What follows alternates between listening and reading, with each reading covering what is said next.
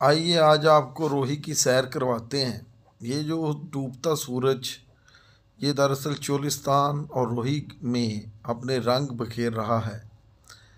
चोलिस्तान और रोही की दिलचस्प दास्तान है। यहाँ का कल्चर, यहाँ का रहन सहन पूरे हिंदुस्तान से जुदा गाना है।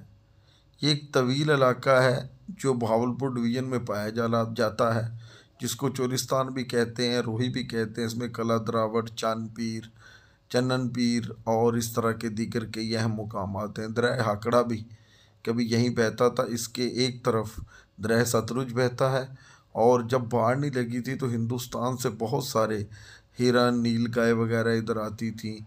इसकी अपनी तहजीब, अपना कल्चर, अपना निज़ाम है। ये रोही गर्मियों में गर्म और सर्दियों में शदीद ठंडी होती है।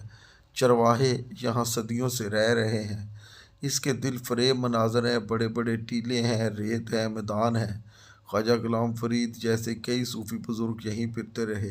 ख्वाजा नूर मोहम्मद महारवी की भी यही नगरी है।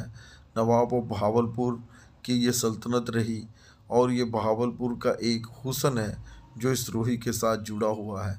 ख्वाजा गुलाम फरीद ने इसलिए कहा था कि तत्ती थी जोगन चौधार फिरा, हिंद सिंध पंजाब ते माड़ फिरा, बता यार मिलम कहीं साख सबब। दोस्तों, अगर कभी फुर्सत हो तो इस रोही का ज़रूर विज़िट कीजिए। ये रोही पाकिस्तान का हुस्न है। इसमें चोलिस्तान और रोही का एक अपना सिलसिला है जो मीलों तक फैला हुआ है। बहुत शुक्रिया।